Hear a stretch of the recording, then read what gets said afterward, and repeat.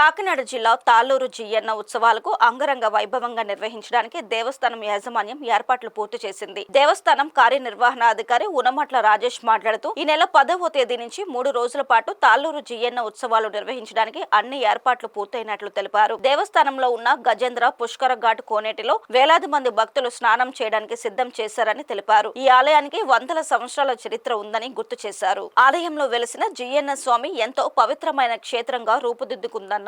నా పేరు యు రాజేష్. నేను కాకినాడ జిల్లా గండేపల్లి మండలం తాళ్ళూరు గ్రామంలో చేసిన శ్రీ వెంకటేశ్వర స్వామి దేవస్థానం ఈవోగా పనిచేస్తున్నాను.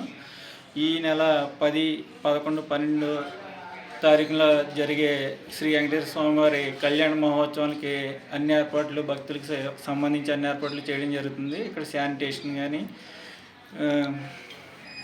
హెల్త్ అండ్ శానిటేషన్, పోలీసు వారి బందోబస్తు అన్నీ కూడా ఏర్పాట్లు చేస్తున్నాం. భక్తులకు త్రాగునీరు ఏర్పాట్లు కూడా చేయడం జరిగింది. ఆలయంలో 10వ తారీఖున స్వామివారి తీర్థం జరుగుతుంది. ఆ తీర్థ కార్యక్రమంలో వేలాదిగా భక్తులు వచ్చి ఈ ఆలయానికి సంబంధించిన కోనేరు గజేంద్ర పుష్కరంలో స్నానాలు ఆచరించడం వేలాది భక్తులు ఇక్కడ ఆచారంగా వస్తుంది ఎన్నో సంవత్సరాల నుండి.